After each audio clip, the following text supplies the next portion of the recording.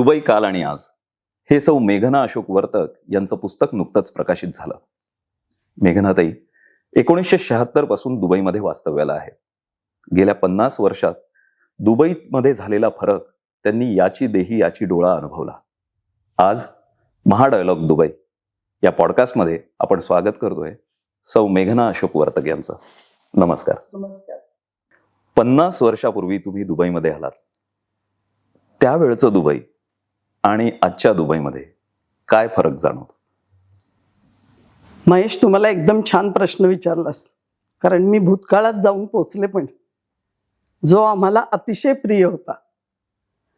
त्यावेळची दुबई म्हणजे सांगू का, कोकणातल्या खेडेगावात राहणारी, टिक्कर खेळणारी, झगा घातलेली, फ्रॉक नाही झगा घातलेली, आणि 2 वेण्या बांधून त्याला वरती रिबन लावलेली अशी ती मुलगी होती. स्वतःच्या विश्वातच राहणारी, बाळबोत, सालस. तिला जगाची फिकीर नव्हती आणि जगाला पण तिची फिकीर नव्हती, कारण जगाच्या नकाशावर दुबईला स्थानच नव्हतं, कुणाला माहितीच नव्हतं ते. अशी ती मुलगी होती. आणि आत्ताची दुबई कशी आहे माहितीये का? एखाद्या ब्युटी कॉन्टेस्टमध्ये भाग घेतलेली, रॅम्पवरनं लचकत मुरडत चालणारी, सर्वांचं लक्ष आपल्याकडे आकर्षित करून घेणारी आणि जबरदस्त आत्मविश्वास असलेली, अशी आजची आपली दुबई आहे. पण तुला एक सांगते की त्यावेळची दुबई म्हणजे असं एक छोटंसं कुटुंब होतं. तिथे होता आपलेपणा, तिथे होता जिव्हाळा. आणि आजची दुबई म्हणजे कशी झाली आहे की आजची दुबई म्हणजे एखादं छोटंसं कुटुंब आहे, मुलं मोठी झाली की त्याची आणखीन 4 घरं होतात. तशी आजची दुबई झाली. त्यावेळेला माणूस माणसाला ओळखत होता. आणि आज म्हणजे जो तो राहतात सुखात, पण म्हणजे अशी तो जिव्हाळा नाही, ते आपले पण नाहीये, जे आम्हाला त्या दुबईत मिळालं. आणि म्हणून आम्हाला तो काळ अतिशय प्रिय आहे. तुम्ही 50 वर्षापूर्वी जेव्हा पहिल्यांदा दुबईत पाऊल टाकलं, कशी होती त्यावेळची दुबई? पहिले काही दिवसाच्या काही आठवणी, पहिला दिवस, पहिला आठवडा, पहिल्यांदा भेटलेली माणसं, त्याबद्दल काही शेअर करा. पहिला दिवस आपल्याला जसं पहिलं मूल, पहिलं फूल, पहिलं प्रेम, हे कसं त्याच्या आठवणी कायमच्या मनावर कोरल्या जातात, तसंच माझा दुबईतला पहिला दिवस कायमचा मनावर ठसलाय. अशोक आधी 76 मध्ये दुबईत आला. एक 5-7 महिन्यात मी पण दुबईत आले. अशोक जाताना जे टेन्शन होतं ते मी जेव्हा आले तेव्हा बऱ्याच अंशी कमी झालं होतं. कारण अशोक जेव्हा आला ना, त्यावेळेला काय झालं होतं की सगळीकडे दुबईबद्दल नकारात्मक प्रतिमा होती.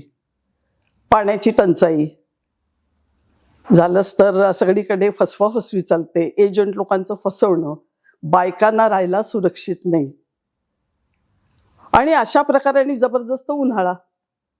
त्यामुळे लोक म्हणजे तिथे यायला घाबरत होते, कचरत होते. आणि त्या मानाने मग अमेरिकेची वाट मखमली होती. त्यावेळेला आपल्या मराठी माणसाची तर मनोवृत्ती अशी होती की एक चौकट टाकलेली, 8 ते 5 जॉब करा, पैसे मिळवा, राहा सुखात, बस, आणखीन काय हवं लागतं. आणि मग अशा वेळेला काय झालं की जेव्हा आम्ही सांगितलं घरामध्ये की आता काही नाही, आम्ही चाललोय दुबईला, सगळ्यांची प्रतिक्रिया बॉम्ब पडल्यासारखी झाली. तुम्हाला दुबईला कशाला जायचं, एवढे तुमचे ते चांगले जॉब आहेत, अशोकचा BRC मधला जॉब, माझा कॉलेजमधला जॉब, करायचं काय जाऊन तिथे, हातचं सोडून पळत्याच्या पाठीमागे लागता. म्हणजे कुठचीही रिस्क घ्यायची त्या काळात मराठी माणसाची तयारी नव्हती. आणि व्हेरॅज आपले सिंधी, गुजराती ते बाहेर पडायला लागले होते हळूहळू. त्यामुळे त्यांचं बघून पुढे पुढे मराठी माणूस सुद्धा डोळे किलकिले करून बघायला लागला, बाहेर जायला लागला. पण ते अमेरिका, इंग्लंडमध्ये. आणि त्यावेळेला अमेरिकेचा व्हिसा सुद्धा सांगते ना, अगदी आरामात मिळत होता, शिक्षणासाठी, नोकरीसाठी. पण आमचा निश्चय कायम होता आणि म्हणून आम्ही दुबईत आलो. तुम्ही जेव्हा सुरुवातीला दुबईमध्ये आलात त्यावेळे संपर्काची माध्यमं काय होती? तुम्ही घरी तुमच्या पुण्यामध्ये, मुंबईमध्ये कसा संपर्क साधायचा? त्यावेळेला संपर्काची साधनं म्हणजे फक्त दोनच होती, पत्र आणि फोन. पत्र म्हणजे कशी 8 दिवस लागायचे पोचायला, 8-10 दिवस लागायचे उत्तर यायला. आणि आणखीन मधला काळ म्हणजे ज्या वेळेला ते पत्र मिळायचं ना, तेव्हा त्यातला सगळा मजकूर जुनाच झालेला असायचा, पण तरी सुद्धा त्या पत्राची पारायण व्हायची. कारण काय होतं, कुटुंबाशी जोडलं जाण्याचा ते एकच साधन होतं त्यावेळेला.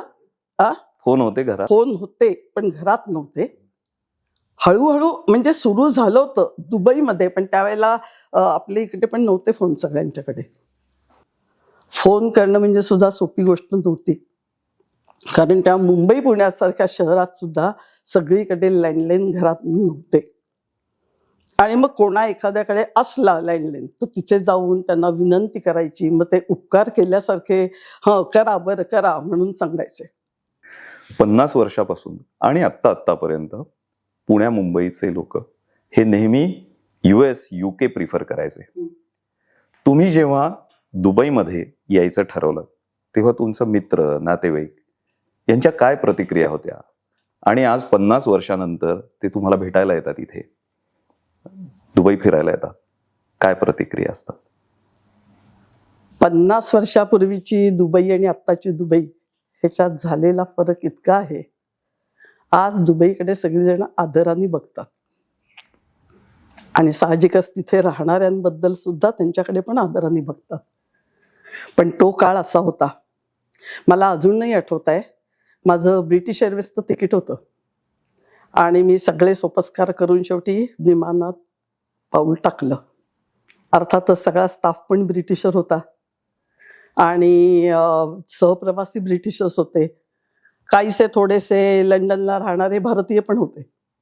जेव्हा त्यांना कळलं मी दुबईला जाते, तेव्हा त्यांनी माझ्याकडे अशी काही एक तुच्छतेची नजर टाकली की तो ओरखाडा माझ्या मनावर कायमचा कोरला गेला.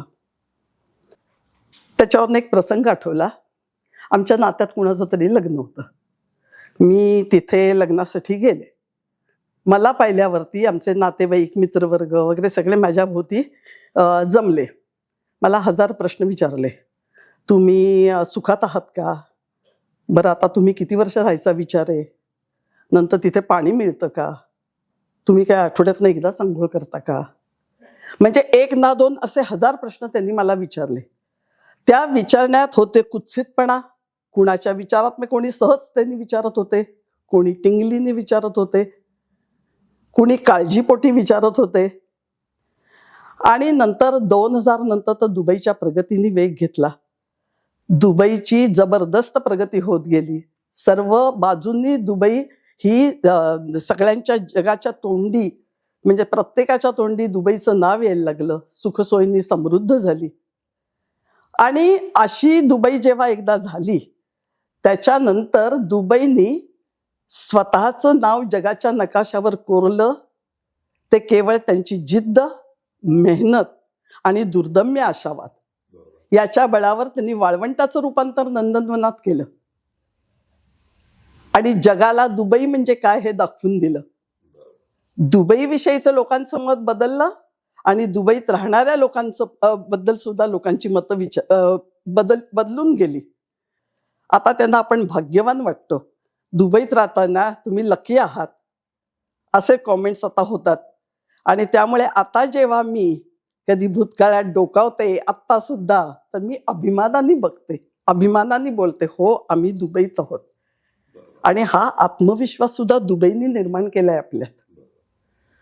तुम्ही 5 दशकांपूर्वी जेव्हा इथे आलात, त्यावेळची भारतातनं, महाराष्ट्रातनं येणारी पिढी आणि आत्ता येणारी पिढी, काय बदल झालाय त्यांच्या प्रवासामागे? किती सोयीस्कर झालंय त्यांचं मायग्रेशन, म्हणजे महाराष्ट्रातनं दुबईमध्ये येणं? महाराष्ट्रातनं दुबईत येणं आता खूपच सोयीस्कर झालंय. एक तर दुबईची प्रतिमाच बदलली. म्हणजे 50 वर्षापूर्वी जेव्हा आम्ही आलो होतो तेव्हा म्हणजे जाऊ की नाही हे असा प्रकार होता, किंवा जातायत म्हणजे मूर्खच आहेत, 4 महिन्यात परत येणार, इथे आल्यावर पुन्हा गेलेले जॉब मिळणार आहेत का, वेळ लागलाय त्यांना बहुतेक, ही सगळ्यांची भावना होती. पण आता त्याच्यानंतर आत्ताची पिढी ही, एक तर त्यांना आता इंटरनेटमुळे सगळं जगच बदललंय. आता म्हणजे मुंबई पुण्यासारखा प्रवास झालाय, मुंबई दुबई. लोक आता इझीत इकडनं तिकडे जात आहेत, 7 समुद्र पण पार करतायत. परदेशी प्रवास हा आजचा जीवनाचा एक अविभाज्य भाग झालाय. आणि त्यामुळे आत्ताच्या पिढीला येताना इथे म्हणजे त्याच्यात काही नवीन काहीच नाही. आमचा तो काळ होता तेव्हा म्हणजे शहराच्या सुद्धा बाहेर लोक पडत नव्हती, तर देशाच्या बाहेर पडणं म्हणजे तर वेगळंच होतं. पण आताची मुलं कधीही बाहेर पडतात, शिकायला जातात, नंतर आउटिंगला किंवा कुठे व्हेकेशनला म्हणून बाहेर पडतात. आणि त्यांच्याकडे आता बचत हा शब्द नाही. आमच्या काळात आम्ही म्हणजे प्रत्येक पैसा साठवायची, पुढच्या मुलांकरता जपून ठेवायची किंवा म्हातारपणाची सोय करायची, हे आमचे विचार होते. पण आत्ताची पिढी बचत हा शब्द शिकलेली नाही. आला दिवस एन्जॉय करायचा, पुढचं विचार नाहीच. तसंच एकदा देशाच्या बाहेर पाऊल टाकलं की मग परत जायचं नाव नाही. इथूनच कुठे दुसऱ्या संधी आणखीन दिसल्या तर जायचं पुढे. म्हणजे असं कुठेही भावनिक किंवा म्हणजे असं बांधिलकी वगैरे आताच्या पिढीकडे नाही. दुबईहून दुसरी आणखीन संधी दिसली तर दुसरीकडे जायचं. म्हणजे त्या पिढीच्या विचारातच फरक झालाय. आजचा म्हणजे आजची तरुण पिढी आहे ती दुबईत आली की एकदम कुठेतरी टॉवरमध्ये राहतात, व्हिलात राहतात. तेव्हाची म्हणजे आमची अरबी व्हिले होते सगळीकडे, 2-3 मजल्याची, म्हणजे अक्षरशः एखाद दुसरी बिल्डिंग नवीन तयार होत होती तेव्हा. आणि त्या अरबी व्हिलात आम्ही राहत होतो.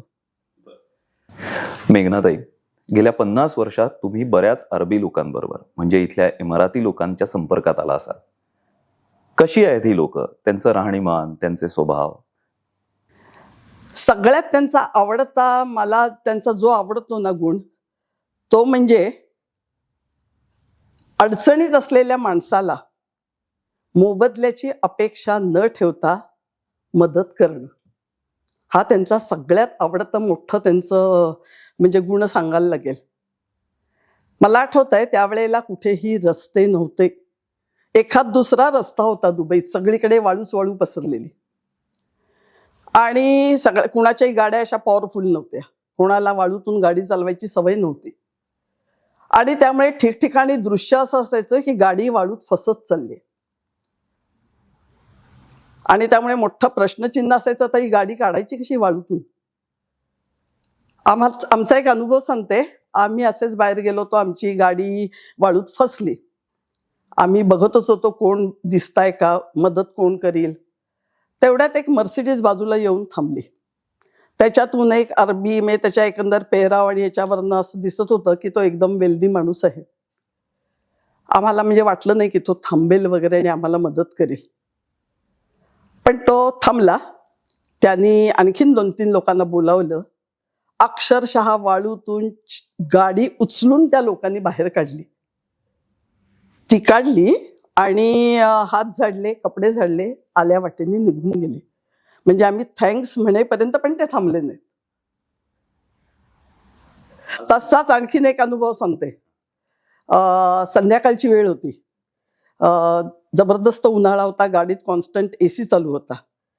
आणि सिग्नलच्या इथे माझी गाडी बंद पडली. सिग्नल सुरू झाला, गाडी काही सुरू होत नव्हती. मी तर वैतागले, आता कसं करायचं. अशोकला सांगावं तर काय हातात मोबाईल नव्हते तेव्हा. बरं बाजूला तरी गाडी कशी मी घेणार साईडला.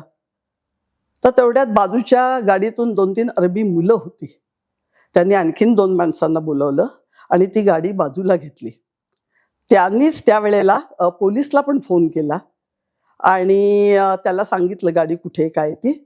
पोलीस आला, ती लोक निघून गेली. पोलीस आला आणि अशोकला त्यांनीच फोन केला आणि सांगितलं तुमची गाडी या रस्त्यावर बंद पडली आहे, 24 तासाच्या आत ती हलवा. आणि इतकंच नाही तर त्या पोलिसने मी आणि मुलांना, आम्हाला सगळ्यांना आमच्या घरापर्यंत नेऊन सोडलं. तसाच दुसरा एक प्रसंग आहे. बाबरी मस्जिद जेव्हा प्रकरण झालं त्यावेळेला इथे लोक सगळी म्हणजे कित्येक लोक परत जायला लागली होती. आमचे सगळे नातेवाईक पण सांगत होते तुम्ही पण परत या, तो मुस्लिम देश आहे, तिथे कोण तुम्हाला विचारणार, इथे सुद्धा एवढा. आणि त्यावेळेला बॉम्बेमध्ये बरेच ब्लास्ट झाले. तर सगळ्यांचं सांगणं होतं परत चला. तर आमचा पण विचार चालू होता की काय करायचं आता आणखीन वाढलं तर. तेवढ्यात अशोकचा एक क्लायंट, कामिल मुस्तफवी त्याचं नाव होतं, तर तो अशोककडे आला आणि अशोकला म्हणाला, मोहनदिस अशोक, मोहनदिस म्हणजे अरबीत इंजिनियरला मोहनदिस म्हणतात, मोहनदिस अशोक, तुम्हाला कुठेही जायची जरूर नाही.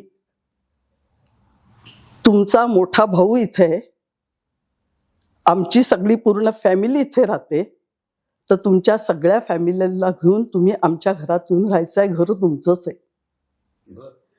त्या कठीण प्रसंगी त्यांनी जो मदतीचा हात दिला तो आम्ही कधीच विसरू शकत नाही. हे ऋणानुबंध असतात. आणि आज ते इतके दृढ झालेत की त्याच्यानंतर पुढे त्यांची मुलं आणि आता आणखीन त्यांची नातवंड यांनी सुद्धा ते बंध जपलेत. तर अशा प्रकारे दुबईच्या या प्रवासात आम्हाला अनेक असे चांगले प्रसंग आले, चांगली माणसं भेटली, तशीच काही वाईट पण होती. अरबीच वाईट पण माणसं भेटली, वाईट अनुभव पण आले.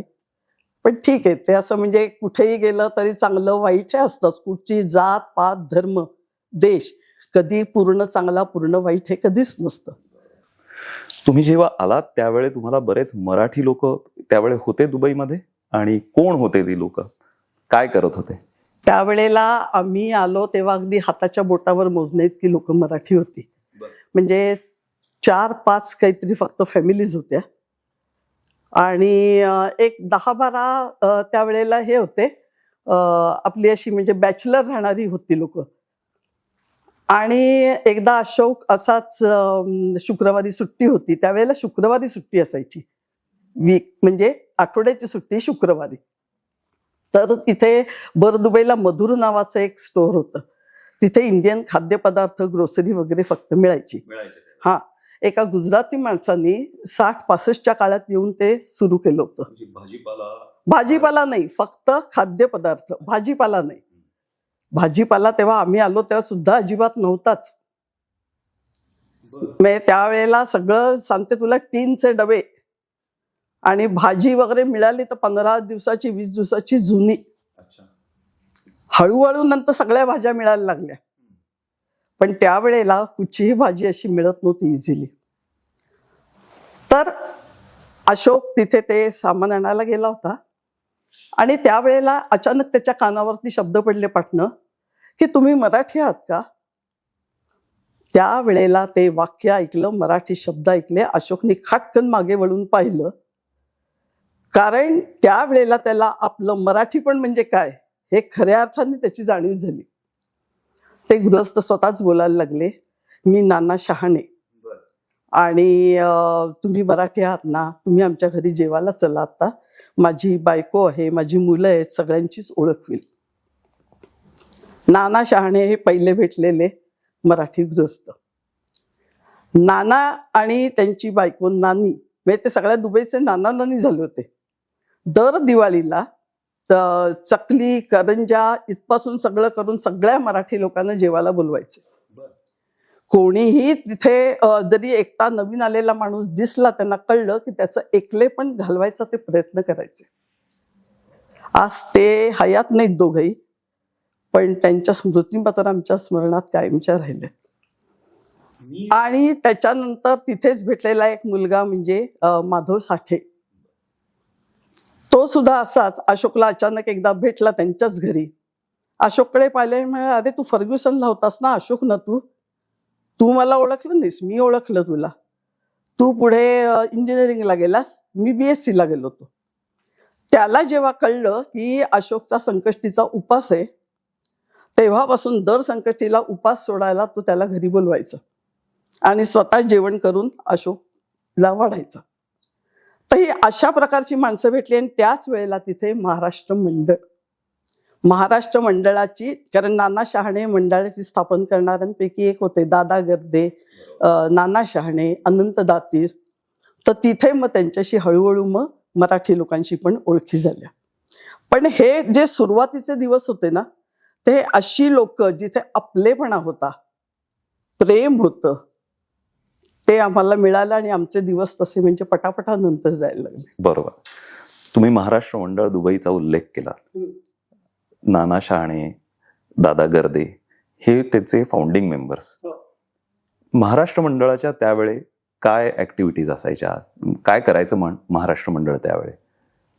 आता तुला सांगते, तू आत्ताच्या ऍक्टिव्हिटीज म्हणशील तर त्या खूपच असतात, म्हणजे फुल तुमचे शनिवार रविवार भरलेले असतात. पण त्यावेळेचं महाराष्ट्र मंडळ मेन ऍक्टिव्हिटी म्हणजे अशी होती की नवीन आलेल्या माणसाला एकलेपणा त्याचा जाण्यासाठी, सुखदुःख त्याची शेअर करण्यासाठी ते एक ठिकाण होतं. महाराष्ट्र मंडळ म्हणजे आमच्या आयुष्यात त्याचं काय स्थान आहे माहितीये? लग्न होऊन सासरी जेव्हा मुलगी जाते तेव्हा तिच्या मनात जे माहेरचं स्थान असतं ते स्थान आज आमच्या मनात महाराष्ट्र मंडळाबद्दल आहे. माहेर म्हणजे काय? तर माहेर म्हणजे जिथे तुम्ही सुखदुःख शेअर करता, आपल्या मनातलं भाव असतात, मनमोकळेपणाने बोलता. तिथे पण हेवे दावे असतात, तुझं माझं असतं, पण तरी सुद्धा शेवटी तुम्ही सगळे एकत्र होऊन राहतात, ते माहेर. आणि ते माहेरचं जे भाव होते ना, ते आम्हाला ते ठिकाण म्हणजे ते आम्हाला महाराष्ट्र मंडळ होतं. आणि म्हणून महाराष्ट्र मंडळाचं स्थान मला वाटतं त्या काळात आलेल्या प्रत्येकाच्या मनात अतिशय म्हणजे खोलवर रुजलेलं आहे. आणि म्हणूनच महाराष्ट्र मंडळ दुबई म्हणजे परदेशातील माहेरघर हे नामाविधान अगदी सार्थ ठरतं.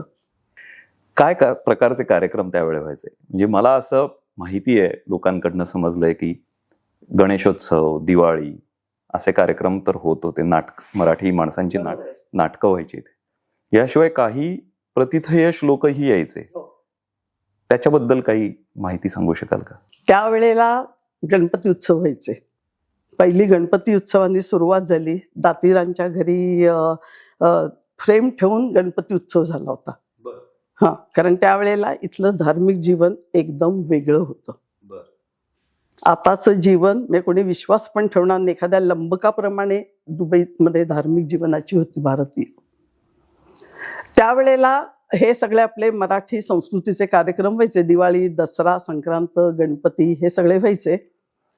त्याचबरोबर इथे नाट्य संस्कृती जपली गेली, इथे गायन संस्कृती जपली गेली. म्हणजे जेव्हा आम्ही पहिल्यांदी दुबईला यायचं ठरवत होतो तेव्हा असं वाटत होतं की आपण महाराष्ट्राच्या मातीला मुकणार, तिथे गेल्यावर हे मिळणार नाही, ते मिळणार नाही. पण आता म्हणजे अक्षरशः प्रत्येक गोष्ट तिथे मिळत गेली. त्यावेळेला वपू काळे, शिरीष कणेकर, पु ल देशपांडे यांचे हास्य विनोदाने रंगलेले कार्यक्रम अक्षरशः म्हणजे लोकांना पर्वणी होती. मनमुराद लोक म्हणजे अगदी डोळ्यातून पाणी येईपर्यंत पोटभर हसायचे. जगा इतकं की आयुष्य कमी पडेल, हसा एवढे की आनंद कमी पडेल, अशी बोलणारे पु ल त्यांचे कार्यक्रम म्हणजे लोक कधीच विसरणार नाहीत. तिथे भीमसेन जोशींच्या गाण्याच्या पंडित भीमसेन जोशींच्या गाण्याच्या मैफिली झाल्या. तद्वतच आजच्या काळातला महेश काळे, राहुल देशपांडे यांच्या पण होतात. त्यावेळेला अगदी रायगडाला जेव्हा जाग येते यापासून नाटकं केली गेली, तशीच आज विच्छा माझी पुरी करा, पुल एक भाईगिरी ही अलीकडच्या काळातील नाटकं सुद्धा होतात. प्रत्येक सण, प्रत्येक आपली संस्कृतीतले प्रत्येक नाट्य, गायन सगळ्या संस्कृती जपल्या गेल्या. त्यासाठी भव्य स्टेज, पण प्रोफेशनलला लाजवील अशी स्टेज सुद्धा त्यावेळेला आपला संबंध सेट उभारला जात असे आणि अजून जातो. मेघनाताई, आज दुबईमध्ये 200 पेक्षा जास्त देशातील लोक एकत्र राहतात. ही एक कॉस्मोपॉलिटियन सिटी आहे. वसुधैव कुटुंबकम हे दुबई कसं जगतं? जसजशी दुबईची प्रगती झाली ना महेश, तसतशी अक्षरशः जगाच्या कानाकोपऱ्यातून विविध जाती, धर्म, पंथाची माणसं यायला लागली. येताना प्रत्येक जण आपली संस्कृती पण बरोबर घेऊन येत होता. मग ती संस्कृती धार्मिक संस्कृती असेल, खाद्य संस्कृती असेल, अशा विविध संस्कृती पण तो बरोबर घेताना घेऊन आला. आणि नंतर मग सगळीजण आज अशी इथे स्थिरावत गेले आणि अक्षरशः दुबई म्हणजे एक कुटुंब झालंय. आपल्या जी संस्कृतमध्ये म्हणतात वसुदैव कुटुंबकम, म्हणजे सगळी पृथ्वी हेच मुळी एक कुटुंब आहे. आज तीच दुबई म्हणजे आपलं एक कुटुंब झालेलं आहे. आणि या कुटुंबात सगळीजण सुखासमाधानाने नांदतात. प्रत्येकजण एक दुसऱ्याच्या सणावारात सहभागी होतात. आज इथे ईद साजरी होते, दिवाळी होते, क्रिसमस होतो, कोणता सण साजरा होत नाही. प्रत्येकजण एकमेकांच्या घरी जातात येतात, आनंद उत्सव करतात. तुमची जन्मभूमी मुंबई हा. आणि कर्मभूमी दुबई, काय फरक जाणवतो आणि काय सिमिलॅरिटीज आहेत? खरं म्हटलं तर दुबई आणि मुंबई याच्यात फक्त एका अक्षराचा फरक आहे. दुबई ही मुंबईची सुधारून वाढवलेली आवृत्ती आहे, कचरा सोडला तर. मुंबई पण कॉस्मोपॉलिटन आहे, दुबई पण आहे कॉस्मोपॉलिटन. मुंबई देशाच्या कानाकोपऱ्यातून लोक मुंबईत येऊन राहतात आणि दुबईमध्ये जगाच्या कानाकोपऱ्यातून येऊन लोक राहतात. वेग हा दोघींचाही श्वास आहे, मेहनत हा दोघींचाही आत्मा आहे. आणि सगळ्यांना सामावून घेण्याची वृत्ती हा त्यांचा स्थायी भाव आहे. आज मुंबई सुद्धा देशातून कुठलं कोणी लोक येतात, बिचारी सगळ्यांना सामावून घेत असते. तसंच दुबई पण आहे, दुबई पण सगळ्यांना सामावून घेते. पण दोन्ही याच्यात कुठेतरी फरक हा आहे की इथे कायदा कडक आहे, दुबईमध्ये इथे तो कायदा कडक नाही. त्यामुळे अशांती निर्माण होते मुंबईमध्ये, ती जी इथे होत नाही. मेघनाताई, आज आपलं दुबई एक जगाच्या पाठीवरचं अत्यंत महत्वाचं पर्यटन स्थळ झालंय. का बरं असं दुबई इतकं छान कसं काय झालं? दुबई एवढं चांगलं झालेलं आहे, पर्यटन स्थळ म्हणून एवढं नावारूपाला आलं, त्याची महत्वाची कारण म्हणजे पुन्हा आहे की इथला कायदा कडक आहे. दुबई हे पर्यटन स्थळ बनवायचं ह्याचा विचार जेव्हा तेलाचा शोध लागला त्यावेळेला जाईद शेख राशीद यांनी केलेला होता. तेलाचं उत्पन्न संपल्यावरती, कमी झाल्यावरती पुढे उपजीविकेचा कोणता मार्ग, म्हणून त्यावेळपासून पर्यटनाचा विचार त्यांच्या डोक्यात होता. मेघनाताई, गेल्या 5 दशकात अनेक संकट दुबईवर आली, जशी जगावर पण आली. 2008 सालचं आर्थिक संकट असेल, कोविड असेल, किंवा आत्ता मध्यपूर्वेत युद्धजन्य परिस्थिती. ह्यामध्ये दुबईने किंवा इथल्या मराठी माणसांनी कसा मार्ग काढला? काय महेश, पहिल्यांदाच दुबईनी आपल्याला शिकवण दिलेली आहे की जीवनात चढ उतारे असतातच.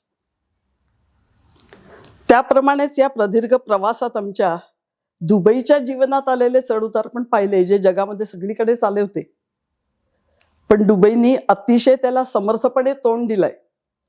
प्रत्येक वेळीला दुबईनी सगळ्या दुबईत राहणाऱ्या रहिवाशांकरता सुरक्षिततेचं एक कवच त्यांनी निर्माण केलं होतं. आर्थिक मंदी होती असं वाटलं होतं, म्हणजे आणि लोक परत पण जायला लागली होती 2008 साली. पण तेव्हा सुद्धा दुबईनी असं काही, म्हणजे त्यांच्यामध्ये त्या वाळूमध्ये शक्ती होती की लोक पुन्हा पुन्हा परत आली आणि बघता बघता या संकटातून दुबई तरून गेली. त्याच्यानंतर आलेला कोविड, त्यांनी त्या जगाची झोपच उडवली होती. पण त्यावेळेला सुद्धा इतर देशांमध्ये जो काही त्रास झाला लोकांना, त्याच्यापेक्षा कमी त्रास दुबईतील लोकांना झालाय. आणि याला कारण इथलं सरकार, किंवा आता ही जी युद्धजन्य परिस्थिती आहे, अमेरिका, इस्रायल, इराण, तर या परिस्थितीत सुद्धा आता म्हणजे त्यातनं मार्ग हा इथलं गव्हर्नमेंट, इथलं सरकार हे यशस्वीपणे मार्ग काढते. रहिवाशांच्या सुरक्षिततेचा ते विचार करतायत. दुबई हे शहर असं आहे की इथे म्हणजे परदेशी आलेली लोक जास्ती आहेत. त्याच्यात सुद्धा आता टुरिस्ट, व्हिजिट विसावर येणारी माणसं किंवा जॉब शोधणारी माणसं किंवा ट्रान्झिटमध्ये अडकलेली माणसं, अशी भरपूर माणसं आहेत तिथे. आणि कोविडच्या काळात पण आणि आत्ताच्या या परिस्थितीत पण दोन्ही वेळेला या माणसांचं अतिशय म्हणजे मोठ्या संकटात ती सापडलेली होती. पण त्यावेळेला सुद्धा इथल्या सरकारने सुद्धा त्यांच्या व्हिसाचा कुठच्याही प्रकारचा फाईन लावला नाही, व्हिसे संपलेत म्हणून, किंवा आत्ता सुद्धा फाईन लावलेला नाही. आणि जितकं सरकार सुद्धा त्यांना मदत करताय तेवढीच मदत आपला मराठी वर्ग करतोय. आणि हे खरोखर अभिमानास्पद आहे. म्हणजे आपल्या इकडे जे पूर्वी अजून सुद्धा कुठे ऐकते की मराठी माणूस मराठी माणसांचे पाय ओढतो वगैरे वगैरे, पण मला वाटतं दुबईत असं नाहीये.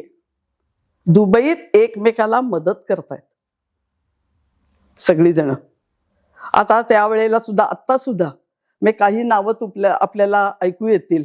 डॉक्टर संजय पैठणकर किंवा राहुल तुळपुळे किंवा आदिलचे मसाला किंग्स वंदना आणि धनंजय दातार, किंवा आपले हे जे विविध उपक्रम आहेत, म्हणजे महाराष्ट्र मंडळ असेल, दुसरे कुठचे उपक्रम आहेत, ते सगळे त्यांचे त्या वेळची कमिटी किंवा त्यांचे अध्यक्ष हे सगळे, किंवा आता नाव आपण ऐकतोय सध्या सगळीकडेच ऐकतोय धीरज जैन म्हणून, हे मराठी गृहस्थ. म्हणजे प्रत्येक जण आपल्याला जे शक्य आहे ते अनेक प्रकारांनी मदत करताय. कोणी मेडिकल काही व्यवस्था करताय, कोणी जेवणाची करताय, कोणी तिकीटं देऊन तिथे लोकांना परत पाठवायचा प्रयत्न करतायत, किंवा गव्हर्नमेंटने जर काही चार्टर फ्लाईट्स किंवा काही अरेंज केली तर इथनं लोकांना पाठवलं जात आहे. आणि त्या काळात सुद्धा कोविडच्या काळात मला आठवत आहे एक धनश्री वाघ पाटील, केवळ एक म्हणजे जणू काही वाळवंटातील मानवतेचा झरा होती ती. मानवतेचं मूर्तिमंत म्हणजे उदाहरण बनून होती ती. आज 50 वर्षानंतर मागे वळून पाहताना काय भावना आहेत? आज दुबईने आम्हाला पुष्कळ काही दिलं. खरं म्हटलं तर दुबई हे स्वतः शिक्षण संस्था आहे. आणि ती शिक्षण दुबईची पुस्तकी नाही, तिने त्या अनुभवातनं स्वतःच्या उदाहरणातनं आमच्या समोर दिलेली आहे. अडचणीतील माणसाला मोबदल्याची अपेक्षा न करताना दुबईने शिकवलं, माणूस म्हणून जगायला शिकवलं. तिनेच आम्हाला तुमच्यात काही जर उणिवा असतील तर त्या उणिवांवर रडत बसू नका. ईश्वरांनी जी काही परिस्थिती तुम्हाला दिलेली आहे त्याचा स्वीकार करा आणि तुमच्यातील उणिवांना आकार द्या आणि त्यातूनच शून्यातून विश्व निर्माण करा. ही शिकवण तिने दिली. म्हणजे आता साधं उदाहरण म्हणजे आपली डेझर्ट सफारी. उन्हाळा आहे म्हणून ते रडत नाही बसले, तर त्या वाळूलाच त्यांनी इतकं सुंदर रूप दिलंय. आज तो एक म्हणजे सगळ्यांचा आवडता म्हणजे एक ती खेळ येतो. तसंच दूरदृष्टी ही जीवनाची गुरुकिल्ली आहे, हे दुबईने आम्हाला शिकवलं. जेव्हा जबल पोर्ट बांधलं गेलं त्यावेळेला तिथे 95 डॉकिंग बर्थ शेख राशीदनी बांधले. त्यावेळेला सगळ्यांना प्रश्न पडला होता, म्हणजे सगळ्यांच्या भुवया उंचावल्या गेल्या होत्या की एवढ्या याची काय जरूर आहे. खंडपराय भारतासारखा जो देश आहे तिथे सुद्धा त्यावेळेला इंदिरा गोदीमध्ये फक्त 75 डॉकिंग बर्थ होते.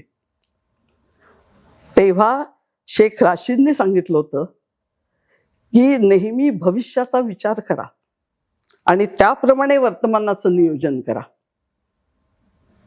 आणि फार मोठी शिकवण शेख राशीदने सगळ्यांना दिली, तिथल्या त्यांच्या नागरिकांना दिली, तसंच आमच्यासारख्या परदेशी गेलेल्या लोकांना पण दिले. जेव्हा तेलाचा शोध लागला तेव्हाचे राज्यकर्ते म्हणजे शेख राशीद आणि शेख झाईद होते. आणि त्यांनी त्यावेळेला मिळालेल्या पैशाचा योग्य वापर केला आणि जगाच्या नकाशावर दुबईचं नाव कोरलं. आणि ही शिकवण आम्हाला दिली की तुम्हाला मिळालेल्या संधीचा योग्य वापर करून भविष्य उज्ज्वल करा. दुबईमध्ये आज दुबई हे असं शहर आहे की नवनवीन तंत्रज्ञान येत आहे. दुबई प्रत्येक तंत्रज्ञानाचा अवलंब करते. इंटरनेट आले, जगात जसा प्रसार झाला तसा, त्यामुळे दुबईचं सुद्धा संपूर्ण रूपच बदललं. त्यांनी सगळ्याचा स्वीकार केला. तद्वतच स्वच्छता ही मोठी शिकवण दुबईने दिलेली आहे. आज ज्यांची मुलं लहानाची मोठी होऊन झालेली आहेत, तर ती जगाच्या पाठीवर कुठेही गेली तरी स्वच्छता बरोबर घेऊन जातील. अशा प्रकारे विविध संस्कारांचा खजिना दुबईने आमच्या पुढे रिता केला. आणि यातला हा प्रत्येक संस्कार जो आहे ना, तो संस्कार आम्ही पाहिला, अनुभवला, आणि म्हणूनच दुबईतला आमचा एवढा प्रदीर्घ प्रवास यशस्वी झाला. आज दुबईनी लाखो घरात प्रकाश पसरलाय. पण त्यापेक्षाही अधिक महत्वाचं आहे ती तिने दिलेली ही संस्कारांची शिदोरी. आणि ही शिदोरी घेऊन आज पुढची पिढी सुद्धा जीवनाच्या प्रवासाला निघाली. आज आता म्हणजे या जीवनाच्या संध्याकाळी मागं वळून बघताना मन समाधानाने भरलेले, अभिमानाने परिपूर्ण आहे आणि कर्तव्यपूर्तीचा आनंद आहे. आज दुबई ही आमची कर्मभूमी आहे. 1976 ते 2025 या प्रदीर्घ कालखंडाने दुबईतलं पहिलं प्रत्येक स्थित्यंतर पाहिलं आणि अनुभवलं. आणि म्हणूनच आमचे हात दुबई म्हटलं की नकळत जोडले जातात. आम्ही नतमस्तक होतो आणि आम्हाला अभिमान वाटतो की या दुबईच्या प्रगतीमध्ये आमचाही खारीचा वाटा आहे. तर आणि मला आत्ता तुला एक सांगायचं आहे की हे जे दुबई कालनी आज हे माझं पुस्तक झालं, आत्ता आपण बोललो त्याच्यावरती, त्या पुस्तकाची प्रेरणा ही मला येणारा प्रत्येक अनुभव देत होता. म्हणजे फार पूर्वीपासून माझ्या डोक्यात होतं की आपण त्याच्यावरती आपले अनुभव आलेत ते आपण लिहायला पाहिजेत. प्रत्यक्ष घडत गेलं जेव्हा अशोक माझे पती यांनी मला म्हणजे अक्षरशः सगळ्या सर्वार्थांनी सपोर्ट केलेलं आहे हे पुस्तक लिहिताना. नंतर माझे कुटुंबीय यांनी मला साथ दिली आणि हे पुस्तक शेवटी म्हणजे प्रकाशित झालं. हे पुस्तक एवढं देखणं झालं याला कारण म्हणजे राजहंस प्रकाशनाने मला वेळोवेळी मदत केली.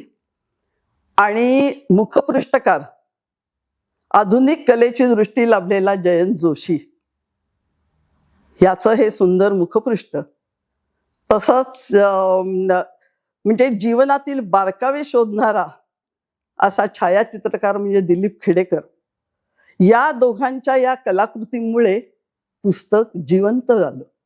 ते पुस्तक बोलकं वाटतं. अशा या सगळ्या प्रवासातून शेवटी आमचं पुस्तक प्रकाशित झालंय. आणि तुझ्यासारखे किंवा तुमच्या सर्वांसारखे वाचक वर्ग मला भेटले आणि आता तू ते आता सगळ्यांसमोर मांडायचा प्रयत्न करतोयस. खूप खूप धन्यवाद. धन्यवाद मेघनाताई. तुमचा हा 50 वर्षाचा दुबईतला प्रवास ऐकून मन अतिशय भारावून गेलाय. खूप छान, खूप बरं वाटलं. धन्यवाद.